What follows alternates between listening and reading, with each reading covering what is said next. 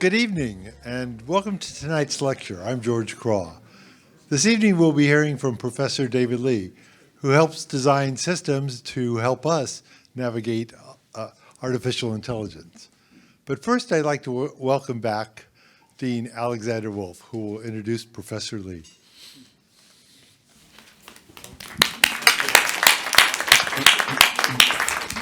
Thank you, George. Oh, wow. I'm projecting very, very loudly today. I tend to project, so yeah, thank you, George. I'm really glad to be back again.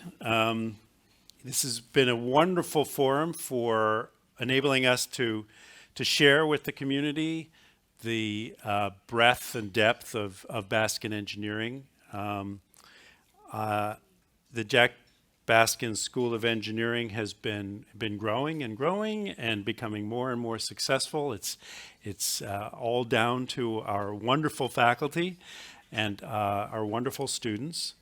By the way, I just want to recognize that in the audience tonight we have Jack Baskin's daughter, and we're very honored to have Elaine here with us today.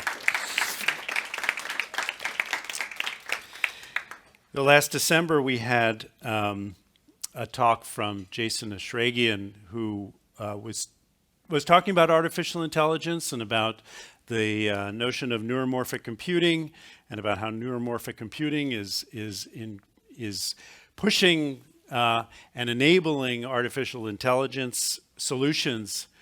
Tonight, we have a rather different talk, and I think that again shows the breadth of our school. The interests that we have in a variety of areas, and in this case, a very strong focus on the students that we serve.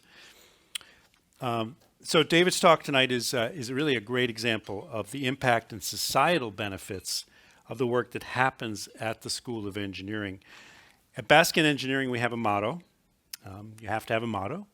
Our motto is, we envision a world elevated by bold and socially responsible innovation, and conveying that notion that the work that you do as an engineer needs to be socially responsible is something that one doesn't immediately think of associated with education in an engineering school. Typically you think of, well, will the student get skills that will allow them to get a good job? Are we creating technologies that are going to be innovative and will have various economic benefits for society? But I think it's naive to think that you can do that in the absence of thinking more deliberately about the impacts of those technologies, and about giving students the sense that they have a responsibility, that they have and can have a positive impact on the communities in which they live. And so I'm really, really pleased that David has been putting his energies to exactly that purpose, and it gives such meaning to the education that we have and to the motto of our school. So part of this notion of engaging with communities means that we want the students to have experience doing that during their studies. And that's the notion of experiential learning, because it drives how they learn through the methods they use in learning. And that method is, in the case of David's work, is working with communities to help them understand how to make use of technology and help them make use of technology. And in so doing, inspires the students to further engage with their local communities. This is going to be, very evident in David's presentation tonight. So let me introduce David. David joined the Baskin School of Engineering faculty in 2016, and he has really radically expanded the opportunities for students to get involved in research, get involved in practice, and get involved in their communities through hands-on learning. David brings students together to work with community organizations to solve their technology challenges. And in that process, evaluates or elevates the work of those organizations. These are important community organizations. And the students are materially involved in elevating that work of those organizations. He's providing students with immensely valuable learning experiences. David's lab is called Tech for Good. It probably says it all right there in a very short phrase, because it's exactly that, technology for good. So please welcome Professor David Lee.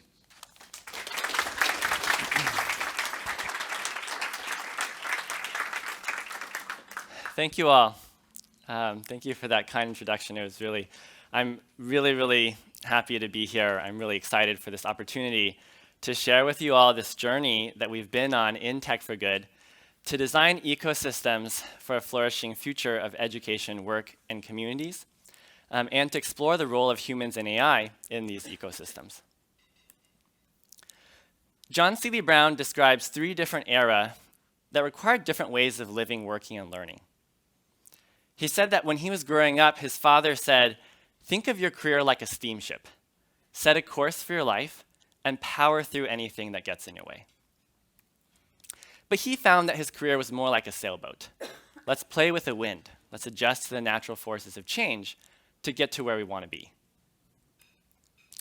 Well, now we're entering an age where living, working, and learning, it's like whitewater kayaking. We're being constantly buffeted by new rapids, and we as individuals and as communities have to continually adjust and learn and adapt to navigate our way through. So this talk is about exploring how do we design ecosystems that support flourishing in a whitewater world? How do we help individuals continually learn and adapt in a changing economy? And how do we help communities collaborate together to address challenges they face? I'm going to be organizing the talk around 2 themes, really 2 big questions. And for each, I'm going to talk about 3 things we learned in our research and in our journey trying to build a community that reflects the future we want to see. The first question I want to explore is how might we work towards a more integrated approach to education, work, and community engagement? When you think about educational technologies today, there's a lot of efforts to scale access to content, right? It's Coursera, Khan Academy, YouTube videos. But if you're trying to obtain real-world learning, if you're trying to land your first internship, your first mentored project-based experience, it's a really vicious cycle.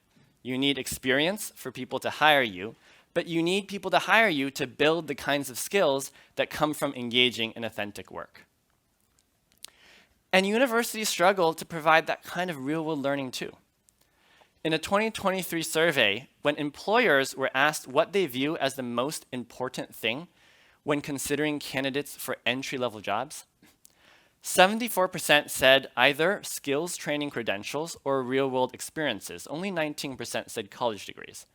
But 59% of college graduates said the program did not teach them the skills they need for their first job. 53% were not able to obtain internships, externships, or apprenticeships. At the same time, our communities are facing more challenges than ever and more changes than ever. If you think about just the last few years, fires, floods, COVID, all the impacts on education and work, polarization and housing issues, there's a constant stream of challenges, and there's a constant stream of new technologies too. Social networks, the gig economy, blockchain, advances in AI, all these things change how we learn, how we work, how we find housing, pretty much all, every part of our life.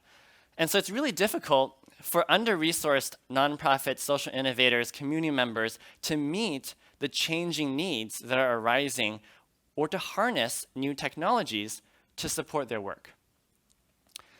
I remember talking to a refugee resettlement agency early on in my journey that had an idea for building an app to bring the federally mandated cultural orientation process online so their clients didn't have to drive several hours to come in person. It wasn't technically complex, but nonprofits just don't have that access to expertise. You need designers, you need web developers, you need content creators, and nonprofits sometimes struggle to even support 1 to 2 full-time staff. So one of the big things we've been thinking about since the beginning of Tech for Good is, can these two needs meet? Can we design a system in which community projects provide a source of real-world learning to even those with little to no prior experience, and where learners can be organized to sustainably support needs in the community? I thought I should start with myself, and there's a lot of students who want to join research labs, but it's usually pretty hard for faculty to have time to even involve more than a few. So starting the first year I joined UCSC, I've been growing the number of undergraduate students I take, and there's currently over 130 students in my lab, learning user research, design, web development, and AI, many of whom join without any prior experience. I've also been exploring this idea of a course-based community consultancy. It's usually hard to do project-based community-engaged classes when you have a lot of students.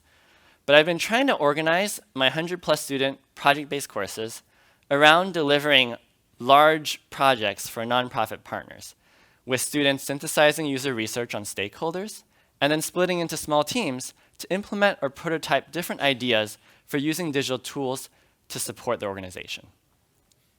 I want to talk about 3 insights we learned in the process of developing these and other programs. The first idea is that large classes can actually be a strength rather than a weakness for experiential community-engaged learning. I like to think about the entire class, or even multiple classes, student orgs, and research teams as all part of the same collaborative organization, working to support a single nonprofit partner or community initiative. And this means I sometimes have multiple teams doing the same work, and after teams submit their work, I allow teams to look at and build on the work of other teams in subsequent assignments. It also allows us to have a diverse portfolio of deliverables, so we can have some teams working on projects that deliver immediate value, while other teams are working on longer-term, riskier efforts that might take a really long time or might not produce outcomes. I want to spend a little time talking about how a large class can potentially be a strength rather than a weakness for providing personalized feedback, which is one of the big challenges for supporting project-based work. At the beginning of our class, students are learning to conduct a thematic analysis on stakeholder interviews to understand different aspects of the organization. And the thought we had is that since we have many students analyzing the same interviews, maybe we can aggregate the work of peers in a smart way to provide students with personalized peer-based AI hints. So far, we just started with supporting the simplest part of thematic analysis, that first initial annotation stage, where students are reading and annotating transcripts to identify passages relevant to the research question and to describe how they relate. We built a platform, Anota, for students to do this annotation work, and after students submit their initial annotations, we run an algorithm on all the submitted annotations to facilitate a feedback and discussion process. I'm not going to go into the details of the algorithm, but basically, if a student highlights and annotates particular sentences, we view that as a vote that the sentence is relevant, and if they didn't annotate it, it's a vote against the sentence being relevant. The algorithm takes all these annotations, all these votes, and it goes through an iterative process to predict which sentences are relevant and how likely each student is to make errors of different types, with the student error predictions then reweighting the votes in subsequent rounds of prediction. Once you converge the final prediction, this is then used to provide personalized prompts to students for further reflection and iteration. So for example, when a student navigates back into their transcript view, they might see certain highlighted passages that they didn't annotate, but that others in the class thought were relevant. And the student could then decide whether they agree or disagree with others and explain why. These explanations are displayed to help facilitate a class-wide conversation on why a particular sentence is or isn't relevant to the research question. We found that even though only 25% of students identify a particular relevant sentence on average, after just around 15 students, the algorithm achieves an accuracy of around 75%. That's often better than, or at least as good as, that of the best student. So in other words, it's eliciting the collective expertise within the student crowd and figuring out how to source feedback from the best students despite not knowing beforehand who's doing the best work. Students described how the hints helped them identify incorrect understandings of the research question, how it helped prompt more careful reflection on the context of sentences they annotated, how it made them realize that they needed to be more detail-oriented in their annotation work. Of course, this is just the simplest part of the qualitative analysis process, so we're beginning to think about how to use similar ideas to augment the more central parts where students are clustering annotations together to identify higher-level themes and subthemes. The second thing we've learned is important for being able to provide and link real-world learning to supporting community projects is to think about how we can use and adapt organizational structures or tools used in the workplace to support experiential learning. I want to share one of the web applications we developed in the early days when we were just starting to explore these ideas.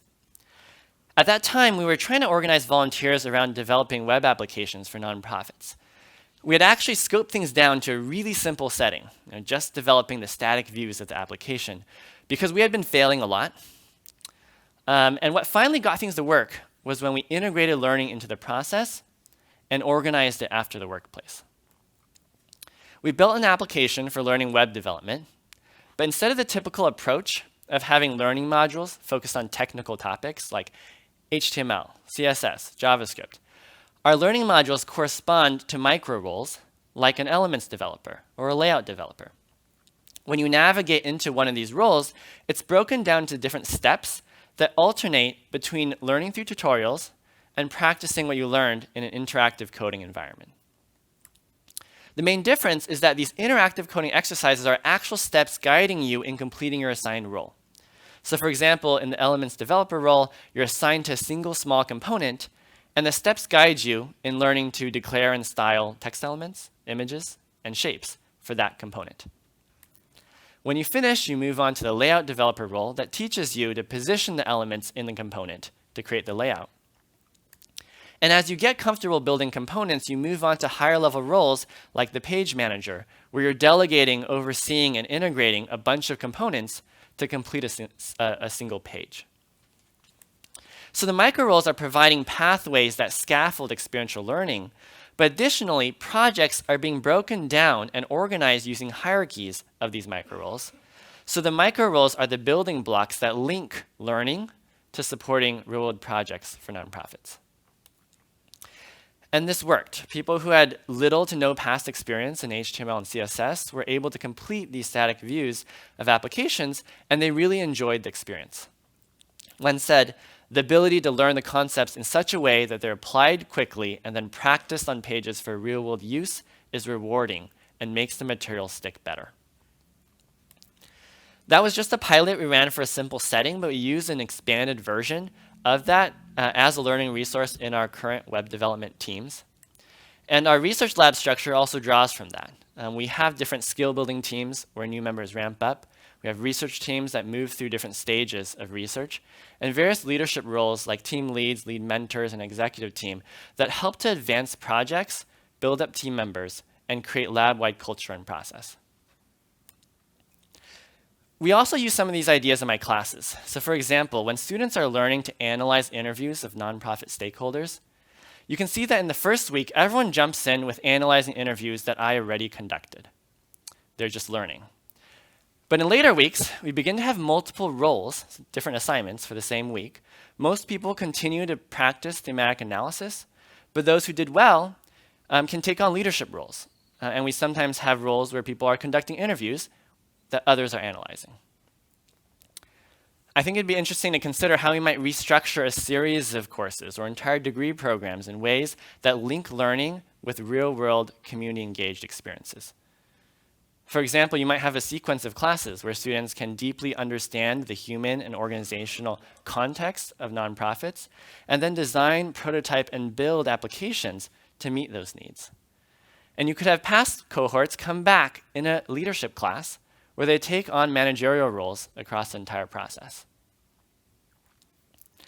Heather McGowan says that in the past we learned in order to work. Now in the whitewater world, we need to be engaged in real-world work in order to continuously learn.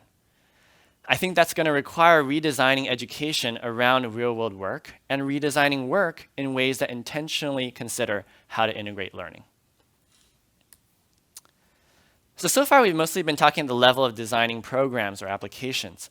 The third idea I want to share relates to the challenge of making change within larger ecosystems. And it's to develop easy-to-engage experiences that build relationships to help overcome barriers in larger systems. Besides trying to involve a lot of undergraduate students in my lab, we've also spent time developing an understanding of the different barriers in the larger system that make it difficult for other faculty to accept more undergraduate students into their labs. One of the projects I found really interesting in relation to this is a program we started many years ago called Exploratory Reading Groups. The original motivation of this program actually had nothing to do with supporting undergraduate research. Initially, we were just trying to provide students with a really low time commitment way to get exposed to the more creative and societally relevant aspects of computing early on. But as we ran the program, we found that the program design was also helping to strengthen pipelines into undergraduate research labs. And the reason was because it was very low time commitment for students and faculty, so it was really easy to participate in. And we worked in intentional relationship building activities as part of the regular meetings. So people built supportive relationships, and these relationships smoothed different frictions in the system. For example, people got more confidence to apply and reach out from their peers. They learned information from others already in research labs. We saw an increased sense of belonging for minorities and greater alignment in goals when students did join research labs. In Ann Pendleton Julian and John C. Lee Brown's book on designing ecosystems, they discuss how ecosystems are hard to design because they're always changing and they're often not all under your control. And so what you need to do is to design small, scalable interventions that affect the context of the problem to affect the larger ecosystem. They call these systems of action. My reflection was that designing easy-to-engage experiences that build relationships are really great components of systems of action because they're easy for people to participate in, and the resulting relationships that are formed can often be critical for influencing or smoothing frictions in the broader system. There are many other examples of how one can create these kinds of easy-to-engage experiences that build relationships. For example, before we started our course-based community consultancy, we ran a pilot matchmaking program to help community members connect with existing programs on campus. That was easy for community members to participate in, since all they needed to do was to join a single interview to describe their project needs. And then running this helped us learn and established the relationships that led to our future projects. Another common approach is to organize community events. Last year, we ran our first Tech for Good community luncheon. Some of you were there. And designed the structure to intentionally facilitate connections. We've also been thinking about how to design digital tools to support these kinds of experiences. We're working on an application called Blossom, which is based on the human bingo icebreaker activity, in which you go around the room trying to get different squares on your bingo board signed off by others to complete a row, column, or diagonal. Now, normally in human bingo, the squares just describe some attribute of a person, right? Like find someone who majored in anthropology, and it's just to get people to mix around. What we're doing is to define different kinds of squares, like a square for connecting to other people, or finding someone with similar interests to brainstorm ideas. And we define the prompts within the squares based on participant responses to pre-event surveys. We haven't built this out yet, but the idea is that this might help to better support the mixing and relationship building based on the goals and interests of people who are coming into the event. I really like this work in Christopher Ledontek's lab on digital civics, where they argue that governments are not primarily built on services. They're built on relationships and trust. And their point is that civic tech can often focus on efficiency and scalability of services, but when that's the sole focus, it can actually end up ignoring or undermining the relationship building that really matters. and the work of alignment that needs to be done. I think the same is true for designing ecosystems for education work and community engagement. That brings us to the second question I want to explore together, which is how can we design the relationship between humans and AI to be more human-centered? I think that many people here are aware of the pretty remarkable advances in AI recently and the different questions and concerns it raises around job displacement. A recent study estimated that 80% of all US occupations will have 10% of their work tasks affected, and 19% of all US occupations will have 50% of their work tasks affected. This chart shows how GPT-4 scored on different standardized tests. And you can see that it scored around the 90th percentile or higher in almost half of these tests, including SAT Math, GRE Verbal, Uniform Bar Exam, AP World History, the USA Biology Olympiad, and so on. And the pace of improvement is very fast. The green bars here represent the improvement over GPT 3.5, which was just a few months before GPT 4, which was a year ago. So I think it won't be very long before it scores at the top of every single one of these. But besides the problem of job displacement and the need for reskilling in the workforce, there's also a question about the type and quality of work that humans will be doing in the future, and how that's affected by how we're designing AI today, which is what I want to focus on.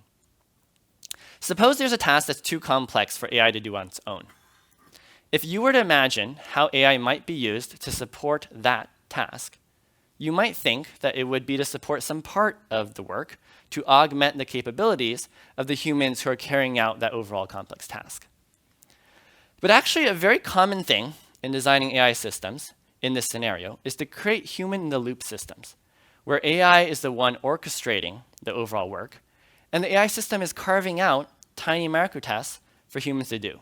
I need you to send this email. I need you to check if this label is correct.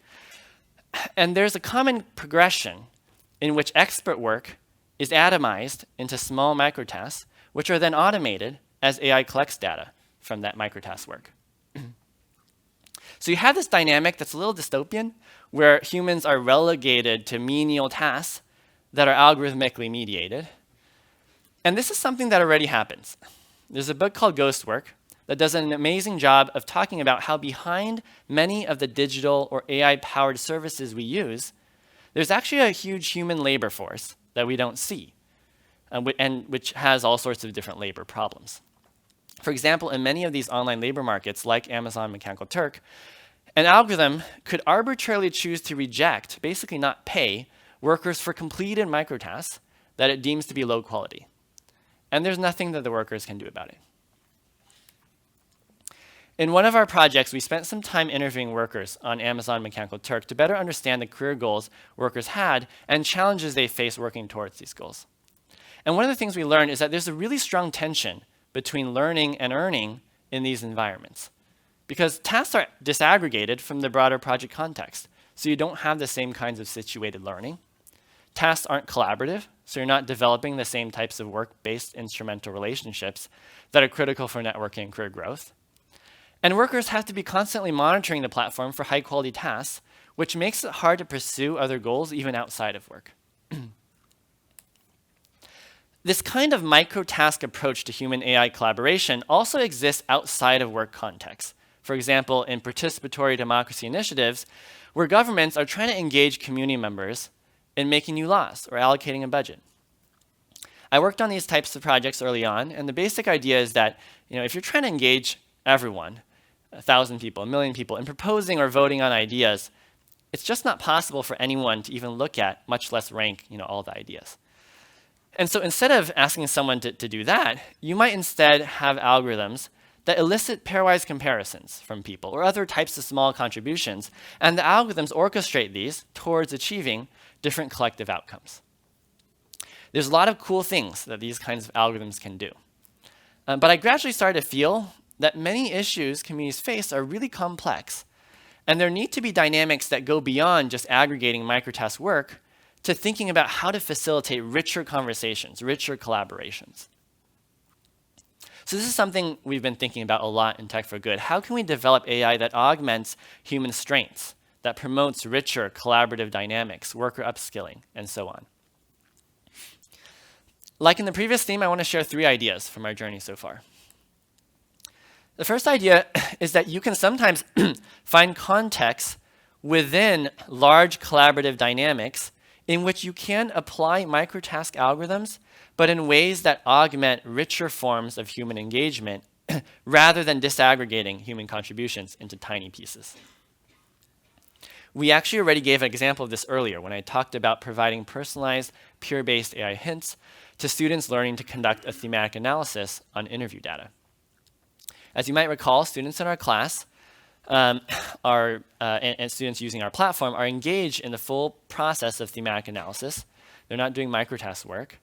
But by interpreting their submitted annotations as a collection of microtask labels of whether a student thinks each sentence is relevant or not relevant, we're able to leverage these algorithms to facilitate a class-wide conversation. Let me give you another example of a project that demonstrates using microtask algorithms in ways that still support rich human interaction. The project centers on a platform we built for large group mentorship in a chat-based UI. We want to explore whether we could enable industry professionals to mentor 30 to 50 students at a time in a chat interface, which initially sounds kind of stupid. Because as we all know, if you have a lot of people in a chat conversation, either most people aren't going to be fully engaged, or if they are, it's going to be completely chaotic. But we had the idea that maybe structured chat environments might help us address that issue, and that would help a lot of students who are looking for mentors. What we ended up doing was to think about conversations not as composed of individual messages, but as built on larger multi-person conversational units that might involve many people in small conversational exchanges, but in ways that can be summarized compactly in the main dialogue. Here's an example of what I mean. Suppose a mentor is starting their first session. They've done some introductions. Now they want to hear what everyone wants to talk about. So they ask the mentees, just as if it were a small group, what do you all want us to spend time on? Are there any questions or things you'd like to hear or discuss? The mentees see that text, and then they have a certain amount of time to type a response. So for example, this person says, I'd like to talk about finding internships, your journey to your current career. They submit it, it gets added to the chat. They don't see any of the responses that others type yet. Instead, we have an algorithm that for each person picks 10 responses from other people in a carefully defined way and asks them to select any that were similar to their own response. That gets added onto the chat. And after a set amount of time, our algorithm forms a network out of these similarity responses to identify clusters that are then grouped together so that people can browse in more detail on the side panel. In this way, everyone's able to engage, but that engagement is summarized, so it's easy to see that there's a bunch of people interested in how to land an internship, interviewing techniques, getting your first job, things like that.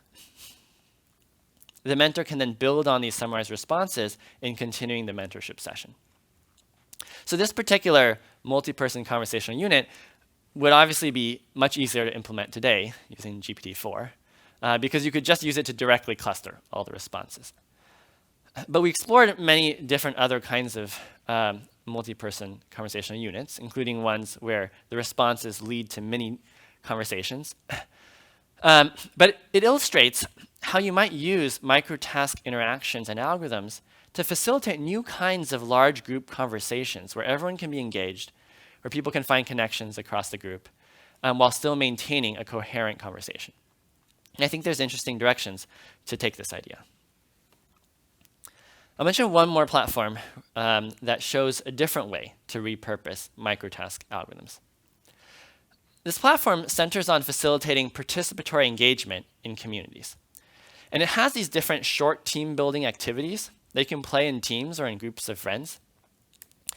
For example, one of the activities might involve comparing ideas, but instead of just reporting individual preferences, you're doing it in a group. So you actually get to discuss and learn from others, maybe change your opinion. And these group activities can then be composed just like the individual microtasks. So certain activities are eliciting and fleshing out ideas, while others are helping to rank and aggregate them in a large-scale, collaborative, participatory dynamic that is importantly also based on relational interaction. The second idea for designing more human-centered human-AI interactions is to develop new models of human-AI computation that center around uniquely human strengths.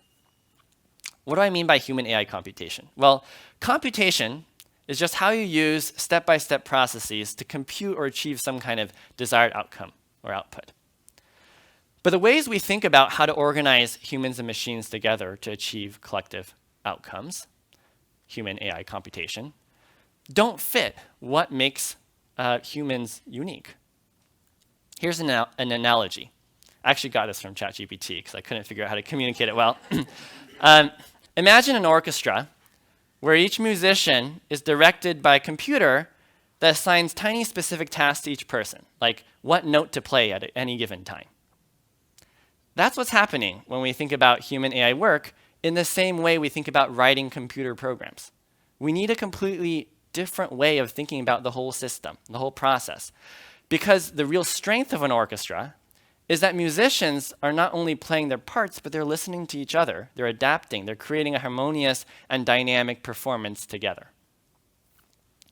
In normal silicon-based computation, we start from the devices we have and the simple things that they can do, the computational primitives, and we build up from there, right, with algorithms to complete complex tasks. But that's led us to think about human AI work in the same way, where humans are basically devices carrying out simple computational primitives that need to be algorithmically orchestrated towards collective outcomes. There's a challenge problem described in this vision paper on mathematical foundations for social computing that is basically challenging researchers to take this to the next level.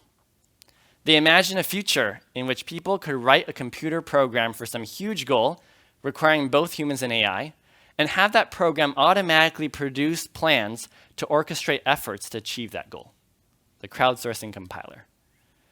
But in dreaming about this future, you can see that they're mostly assuming a silicon-based microtask model to achieving it. They talk about how when you look at successful crowdsourcing examples today, humans are doing very simple tasks that rarely involve coordination. And so they suggest that if we're to achieve a future in which programs can automatically orchestrate larger human AI efforts, they should probably also center on these microtask dynamics. But I think we can agree that the strength of humans isn't that they're great at carrying out tiny primitives. It's that they can actually take really large, underdefined tasks and figure out how to break them down, delegate, and collaborate to get them done. So we need new models of human AI computation, ways to systematically think about how to organize many people with AI to accomplish complex goals that can capture this collaborative ability and hopefully can drive the development of AI that augments humans engaged in rich collaboration rather than AI orchestrating humans in microtask work. I want to talk about some preliminary steps towards this. Well, first, what makes a successful model? It needs to allow us to systematically reason about how to organize around accomplishing general complex tasks. It has to incorporate key human factors in ways that capture what's at the heart of human collaboration and what makes that challenging. I've been developing a model, and the key factor I've started with is the interdependencies that are central to cooperative work. So basically, when tasks are divided up between multiple people, they impose extra costs for communicating, coordinating, catching up on context, things that don't directly contribute to the services or products, but are necessary. Without getting the details, essentially we model large tasks as broken down to smaller subtasks that can be divided up among workers. But when you divide interdependent work between different people, there are context costs that are determined by the graph structure and interdependency parameters. We applied the model to different settings to see if we could recover things we already see and surface new insights. I was going to walk through some mathematical results, but my wife saved you guys after listening to an earlier version last night. A question we're often interested in is, what is computable? What's achievable? We showed that interdependencies can limit the amount of work that can be done, even if you have an infinite number of workers. And the expressions for this limit help us to understand why complex crowd work in the past has tended to gravitate towards microtask work. They suggest that an important direction for the future is to find ways to reduce context costs in collaborative work and support humans in the process of dividing up and delegating work. The model also allows us to begin reasoning about some of the challenges to supporting experiential or situated learning when interdependencies are either too high or too low. I think this is particularly important because I think that models of human AI computation need to not only help us reason about achieving outcomes, but also whether the process is helping to provide learning and growth for the workers participating in that process. We also applied the model to traditional work and compared with occupational data on the US economy, which produced some analyses that were a nice validation that interdependencies are a useful way to create models that help us reason about important aspects of complex collaboration. There's still a long way to go, but the main point is that we need new models that allow us to reason about human collaboration so that our visions of human AI work are not so silicon-centric, but look more like models of computationally enhanced organizations and cooperatives. The third idea I want to share for designing more human-centered human AI interactions is to consider how AI can be used to support authentic reflection, personal journeys, and communities that support that. First, what do I mean by personal journeys? Well, I mean the longer-term process through which we navigate life, how we process experiences we've been through, how we form our theory of self and identity, the goals, values, and beliefs to which we're committed around different areas of our life. If you're trying to support career exploration, for example, it's not just about providing information or opportunities. It's also about helping people think through what they value in work, what they enjoy doing, what they're good at, and so on. Theories of identity development describe developing that sense of self as something that happens through an extended process of exploring, making, and reconsidering different commitments towards finding authentic commitments. It takes time. Researchers also describe having a sense of self as vital for people to be able to participate in social systems, basically the different parts of our society. So when we're in a whitewater world where things are continually in flux, it will be particularly important to help people find their center. But most of our digital tools aren't designed for reflection. They're designed to grab our attention or satisfy immediate needs or short-term tasks. We recently started to think about supporting students in navigating their careers. And one of the formative studies we did was to explore to what extent day-in-the-life videos on social media are helpful for career exploration. Day-in-life videos, for those who don't know, they're these short 1 to 2 minute recordings where professionals provide a glimpse into their daily life. And we found that they can provide valuable firsthand depictions of professional life, and their short and digestible format also makes them really great low-barrier entry points to building motivation to explore careers. But this potential value is limited because social media is really distracting. So people might watch something interesting, but they'll forget about it, or they won't take the time to think about what made that particular career interesting or not interesting to them.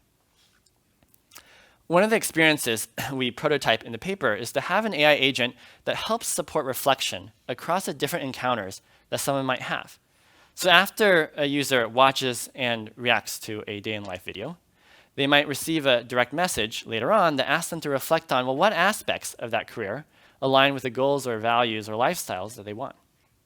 And because it's integrating the support across the different day-in-life videos they're watching over time, it can prompt reflection in ways that connect to previous reflections or connect to external apps outside the social media platform that can further support them in synthesizing their reflection towards figuring out what's important to them and what they might want to work towards. I think there's a lot of focus on using AI to accomplish individual tasks. But I think that the agent format is actually perfectly suited for helping people integrate interactions that they have across longer timelines to facilitate reflection. Reflection and identity formation can also be helped by supportive community, especially when you're processing challenging experiences. One of the projects we've been exploring is to design communities centered on reflective gratitude.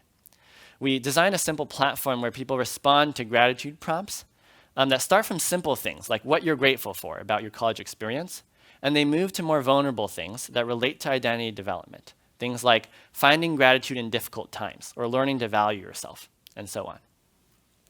And we were surprised at how powerful it was for many of the participants. People described how it helped them regain power over things that once made them extremely depressed, how it made them reflect on past experiences of prejudice and bullying, their own cruelty towards others at times, or to be more tolerant and empathetic of others, and so on.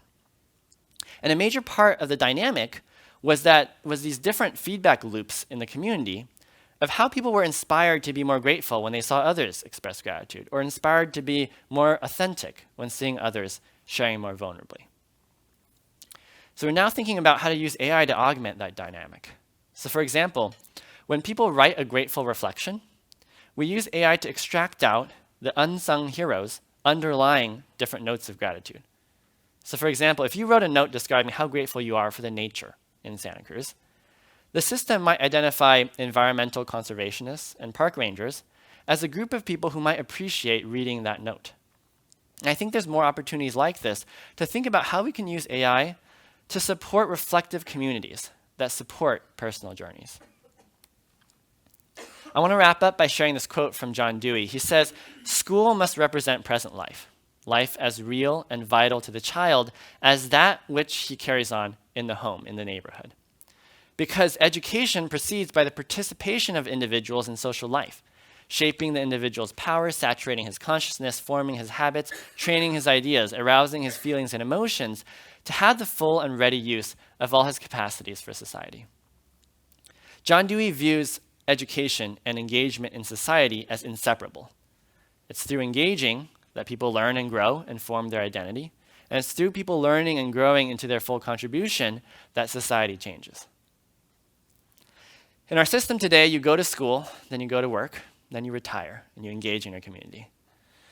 What if we could design a system in which education, work, and community engagement blend in synergistic ways to empower individuals, advance social innovation, and enrich civic life?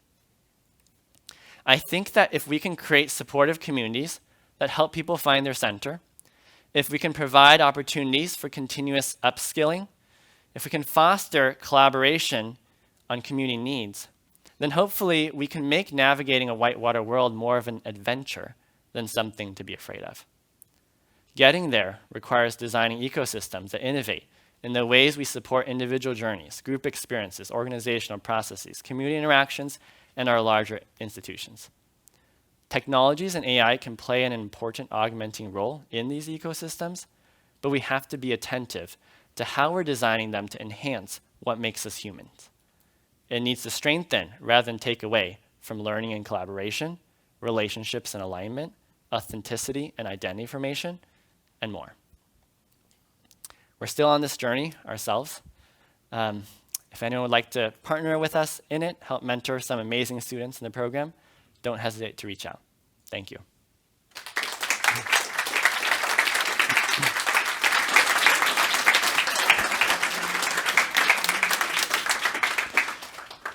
Thank you, David. Let's have a little conversation and generate some questions. I have a ton of questions, frankly, and I really appreciate you sharing these ideas and this work with us. And of course, we will engage with the audience as well, even though we don't have AI to help us do that. So let me just start with some questions. 130 undergraduates in your lab. I mean, I'm thinking about how I would even know their names, but you do, I'm sure, and I'm kind of also tying that into large classes and things like that. What does a typical student look like that comes to your lab? Why do they come to your lab, and how is it that you admit them to your lab? Yeah, that's a great question. It is a lot of students. I don't think there's a typical student. I think that the students come from all different majors, all different years. The freshmen, there's juniors and seniors. My goal has always been to admit 100% of the students. We have an application where students, we call it the PhD, Professional Happiness Design, and they read an article around authentic leadership, and they reflect on where they are now, where they want to be and how to get there. And the purpose is to help them reflect on, is this lab the place where we can help you achieve those goals? And if not, by reflecting on that, if you go to another professor and say, I've thought about what my goals are, and this is what I want to do, right? It's a lot more likely that people will help you. And so we wanted to accept everyone. Actually, maybe 1.5 years ago, we were 100% acceptance rate. But then last summer I was getting burnt out, and actually, so now we have maybe 80 to 100 applicants every quarter, and this last quarter we were only able to take maybe 30. But the goal really is to try to provide opportunities for everyone. And so one of the things we really are focused on is how to support other faculty in doing that, because they're not going to all come to join my lab. So. Yeah. And what are the majors of the students who are coming to your lab? So I think that the dominant ones are, computer science, cognitive science, but there's also, there's really all types of majors. There's anthropology, English, the arts. It really is biology. I try to, sometimes depending when I look at their goals, I used to read all the PhDs, which is a lot because it's like these two-page things. A lot of students. Now I have a team of students who does that. But when we identify, like, I don't know, someone whose goal really is around VR and AR, then we're like, oh, well, there's this other faculty who does VR and AR. We don't do that in our lab. Or, they're interested in computational biology. And they say, oh, well, the Genomics Institute is great. So it's really about, what we ultimately want to do is to support any student who comes in finding their place to where they can build up, what they're trying to do. Do you think it's word of mouth that's leading to more and more students? Yeah, I think that I think word of mouth is probably part of it. And I think that also, we develop more programs over time, and so so we have around 250 students every year that go through our program because there's many people who continue. But then we also have 250 students in my classes and 250 in the exploratory reading group program. We're running a career exploration seminar at a local high school, and we've done different things. So people start to maybe hear about some of the work from their friends. Yeah. So what is it about your personal journey that led you to this activity in your life? There's different parts. It's a long journey. But I would say that one of the big... Not so long. I've got a long journey. I would say one of the biggest points was towards the end of my PhD. During my PhD, I used to do mostly mathematical work. So mostly like models, algorithms, proofs. And we were still motivated by the same issues, like participatory democracy, things like that. But I kind of felt that when we were working with the government, there was this gap between the algorithms and the more complex aspects of the issue and what is really needed. And so towards the end, I was like, I can't do this. I can't keep writing these motivations and being like, I don't believe that this is actually going to do that. And then, so I decided to leave academia. So I was like, okay, I was at Stanford. I should explore entrepreneurship. So I was like, okay, maybe that can be the path to bring these ideas in the world. And I really learned a lot from that. But I think I also saw that the things I was passionate about, in entrepreneurship, you have to be focused on the business model, right, and monetization. And so I felt like that was pushing me away from the things I really wanted to focus on with communities. And so I started to think that maybe if you can cross different disciplines, then what you could do is you can focus on an issue you care about.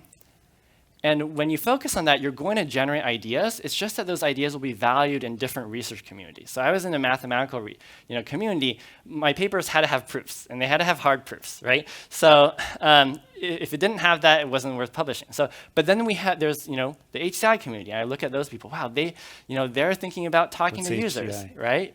HCI is human-computer interaction. And at that time, coming from a mathematical background, I didn't understand how that was research. I didn't understand what makes a research paper in HCI. And we were working with a political scientist, and she was also publishing on the thing we were doing from that perspective. And I just started to see that if you had all of those things, then you could work on understanding the needs, the context of an issue, think about how to design and develop new forms of interaction or interfaces, and then develop the algorithms or models that help scale or think about incentives. And then if you have the social science connection, you publish in education or political science. And so that was kind of,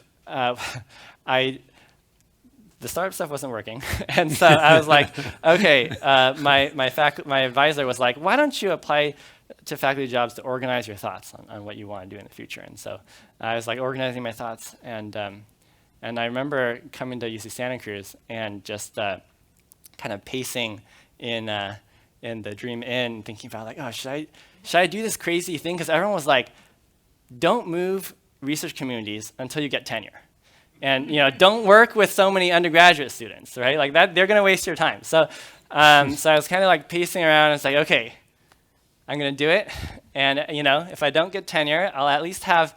They're paying for 8 years for me to explore and experiment. So, so it's been quite a journey. And I felt like I was a PhD student all over again, kind of learning these new kind of research areas and methods and techniques, but it's been quite an adventure. Yeah. Yeah. Just point out you don't yet have tenure. Yes, I don't have tenure. Exactly. But you're close. You're getting close. there. You're Getting close. there. Yeah, you talk a lot about students and education, communities, but I kind of see echoes in other organizational contexts. I mean, is there a reason why these sorts of things wouldn't work, for example, in a large company, in a prison? Yeah. I mean, I don't know. Yeah, I think absolutely many of these ideas are transferable and will have and can have an impact in these different settings. I mean, I study social computing, so it's just computing for social systems, right? And there's a lot that's shared across different kinds of social systems. I think, especially in the work context, I think that there are a lot of people who are thinking about how do we integrate learning, with all the reskilling that we need to do in the whitewater world, how to make work center on humans and making it good for humans. And I think that, so I think that many of the ideas can actually apply. Oh. Do we have some questions in the audience? Okay, we have a microphone that's coming by.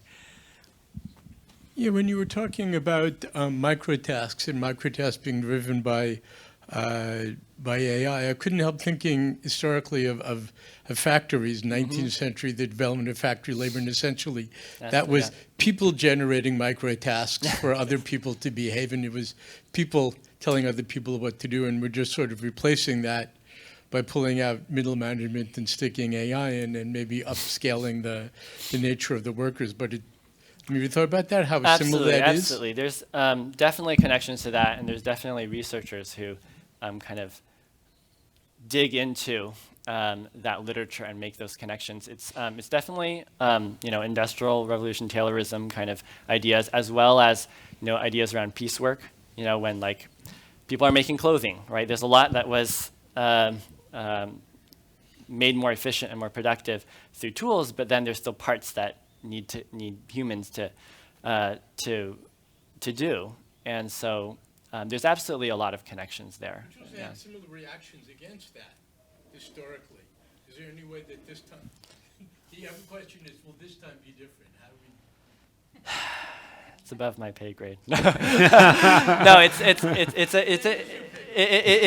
is a very important question, and it's a tough question, yeah, I mean, I think a lot about what will the future look like, and how do we try to work towards a future that's better. I think there's just so many pieces. It's a very complex process. Yeah. Hey David, great talk. My name is Piyush Malik. I lead American Society of Engineers of Indian Region, and I'm also ISIP representative. Thanks, Jim. I'm here. My question is, of course, I've been an applied AI and data practitioner for 20 plus years. I see something in the industry but at the same time, you see your students. In the industry, there are a lot of FUD happening. AI is going to take our jobs. You are dealing with the next generation. You are dealing with the future citizens and future workers of the world. Are they worried? Are they as worried, or are they adapting AI in their day-to-day life? And are we in for a happy future or sad future? I think that students are absolutely using AI in all sorts of areas. They are also absolutely concerned about the future. Not necessarily because of AI. I mean, AI is definitely one thing, but just right now the economy is not in a great place. Yeah, so they send out hundreds of applications, and of course they're very stressed about what that's going to look like in the future. In terms of are we in for a happy future or a scary future? I think that is not determined yet. I think that's something that we have to work towards. I think it could very well turn up in either direction. Economists, when they think about automation and different things that have increased productivity, they'll say that, well, yes, in the past, things get automated, but it can also result in new jobs. Or you can actually have cases when things are complementary. So, with the ATM machine, people thought that bank tellers were going to be were no longer relevant, but actually there's more of that job needed because personal banking became a larger market. So it's a complex issue to think about how automation is going to affect jobs. Is it going to complement it? Is it going to take it away? I do think that GPT and large language models is definitely a general purpose technology. They're hitting all sorts of occupations across a really broad swath of especially information work, which is actually one thing different than before. So I don't know. I really don't know. It could really be either way. You're talking like a consultant, that which I have been all my life. But I want to ask, how are we going to see this as a society here? Is this room optimistic about it? Yeah. Of course, I asked you about your students, but I just want to poll this audience as well. How many Who's of you are optimistic optimistic about the future? Okay. Who's pessimistic about the future? Okay. All right. More optimism. So thank More you. optimism in this audience. I think that also, I think optimism, pessimism isn't so much about predicting the future. I think it's more about kind of the way, it's more about the person and kind of are you inclined to think more optimistically or pessimistically and how we're working towards trying to think about and address different issues. Yeah. But I think it's pretty clear, though, that there are always going to be people who find it better and those who find it worse. And the real question is, what's that balance going to be? What's the balance? There's a question here I saw. Oh, here. Okay. Oh, online. Yeah, why don't we take an online question? All right, we have a few questions from online. One of them is from Rock. Rock says, given all the great thought you are giving to how to achieve greater scale within your lab, you must also be thinking about how to scale this approach to faculty and to other institutions. Could you share your thoughts about that and what kinds of support you would facilitate your efforts?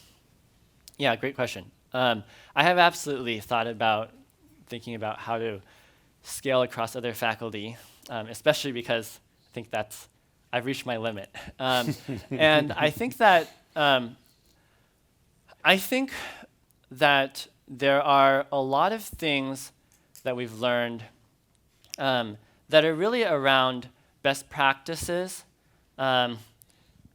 organizational structures and things like that, around what do you have people start with? What kind of tasks do you have someone who's completely new?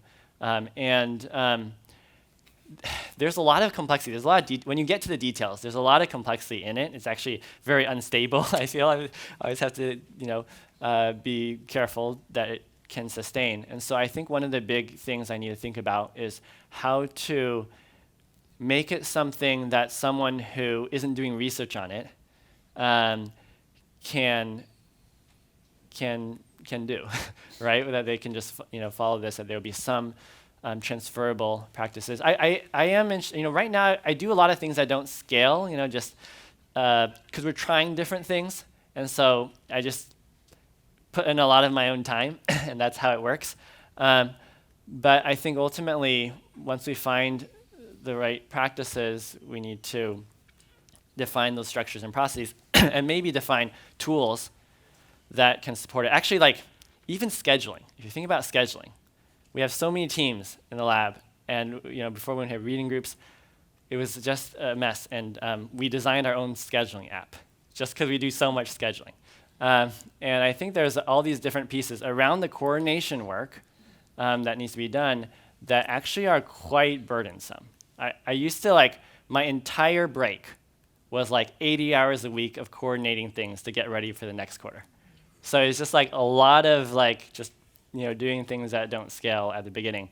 I do think now I'm okay, I was burning out last summer. I was okay, I think I need to bring it down to a sustainable place now. And so I think leadership structures are a big piece of that, having student leadership. That has been immensely transformative in the recent year. I just want to point out that David has been saying that he's reached his limit for several years now. And clearly he hasn't.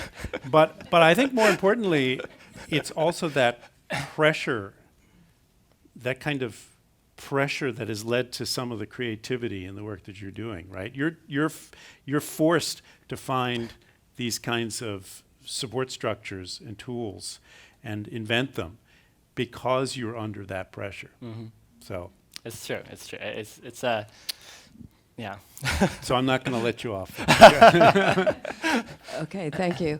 So David, I certainly had the feeling during the presentation that what you're doing in your lab, in your class, would fit right in a business school curriculum. Mm. And you seem pretty committed to undergraduate education, kind of John Dewey style. So I wondered if you'd talk about your feelings about that. I think absolutely many of the ideas can apply in a lot of settings. So business school, absolutely also. When I was at Stanford, I took some classes in the business school. I was oh, they let some engineers in, and in each class they had a few spots, and it was a really transformative, experience. And I do think that there's nothing unique to why this would only work in undergraduate setting. I guess one thing about business school is that shorter time frame, people are ready to, during business school, they're probably working on their own startup idea or kind of building those connections and networks. So maybe the purpose of a business school, the value proposition, is not so much building skills, but building networks and things like that. So I guess there are some things to think about there, but I do think that there are still aspects of, can you take a business school class and actually make it so that it is community engaged, and it's transforming a nonprofit or some other need as people are learning. I think absolutely. Okay, so you have the mic. This is a good segue to the business school question. You work with graduate students. Business school, you work with graduate students. You work with undergraduates. A little birdie told me that you work with high school students as well. I saw some names in the publication list that I believe are high school students. What has it been like to work with high school students in something as cutting edge as this? Yeah, and it's great that you're asking that question, because the high school students are through the SIP that Raha runs. So we have had high school students that join our lab through the summer internship program, and because the way we model a lot of our teams, they don't require any prior experience. We don't assume that people have prior experience. We have people on the web development team who've never done web development before. So oftentimes when when you give us students, we have some students, they are assigned to a PhD student like Dustin on a research project, and then they also are involved in some of our skill building teams. And so they have both the skill building mentorship as well as connection to a research team. And I think it really is whether the high school student, that particular high school student, is interested in continuing on after summer. I think the ones who are authors on the publications are high school students who continued over multiple years, and actually some of the high school students were leading our college students. They were the team leads on the web development teams, and then they were then co-authoring publications. Yeah. Yeah. Yes. Thank you. Thank you for a very interesting talk. Appreciate it. In your talk, you talked about interdependencies a good deal. And in the sciences, interdependencies are basically defined by standards. In the social fields, interdependencies are defined by references, mean, mode, median. And you didn't talk about either of those at all. And I thought that's interesting, and liked your comment. Yeah. Yeah, so by standards, you're saying that like by having some standards, that can help with coordination costs because everyone's using the same kind of approach. I think that absolutely there are different ways to help with interdependencies and coordination costs. And I think that processes and structure and standards are part of that. And I think that technologies like AI can potentially, one thing I'm interested in is, if you have an AI agent that is collaborating with me, maybe they can also, when someone else is collaborating, that they can help with some of that passing the context. So yeah, I do think that there are definitely many different aspects that can be connected. I think we have time for one more question. Is that right? Yes. Okay. Thank you, David. This was great. I was wondering. Is the microphone on? Is it on? Give it Do I need to press something? I was wondering what your thoughts are on K-12 education and university preparedness as we accept students to our programs, and are the teachers trained? Do they need to be retooled to train next generations? Where are we? Things are developing so fast. Yeah. What are your thoughts? Can you just repeat it? Yeah. The question was, what do I think about K-12 and college readiness and preparation, and what we need to do to support that? I would love to see, I work with graduate students and then undergraduate students, and my wife homeschools our kids who are in elementary school. And I was like, oh, we need to, so then the next is middle school, and high school and middle school. And we have started some work with high school students. So I do think that all the way from the youngest age, John Dewey, that quote from John Dewey, he was talking about K through 12 education. I mean, he was talking about K through 12 and talking about how education needs to look like real life in that context. And so I do think that it would be amazing to think about how people could connect the content kind of knowledge that people are learning. Most of our classes are centered around subjects, right? They're centered around subjects. And the only place where it really differs is in the PhD. In the PhD, your learning is centered around your thesis, right? And so when you take classes, you're thinking about your thesis all the time. You're like, oh, could this connect, right? Is there an idea here? And I think that it would be really cool if, when you're an undergrad, there's a project that you're thinking about all that time. So then when you take a class, you're like, oh, does this connect to that? And I think that could happen at the high school level, the middle school level, and the projects would look different. I mean, they wouldn't all look like that. But also, it's not just about developing technical skills. We've been mostly talking about technical skills, but soft skills like learning to work with a team leadership skills, right? Communicating, civic skills. I think one of the things about, we talked about that pilot study where we were having people learn web development while working on these websites for that cultural orientation app, for example. One interesting thing was at the beginning, people were only interested in the technical tasks. Like, I want to do the web development work or the design work. No one wants to do the content creation work. I actually create the guides. But after people did the technical work, now they wanted to do the content stuff too, because they want to see the project come to life. They became invested in that issue.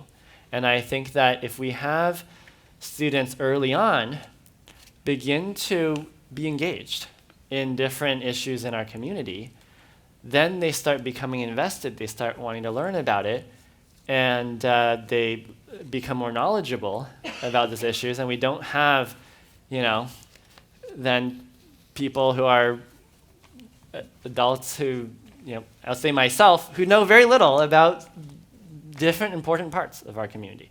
And I think that would be amazing to see. Yeah, thank you. Well, thank you, Professor Lee, and thank you, Dean Wolf, for a fascinating lecture and a fascinating conversation. And thank you all for coming. Our next lecture is on April 3rd with Professor Emily Brodsky. She'll be speaking on the earthquake problem, a very California topic. Good night, everyone.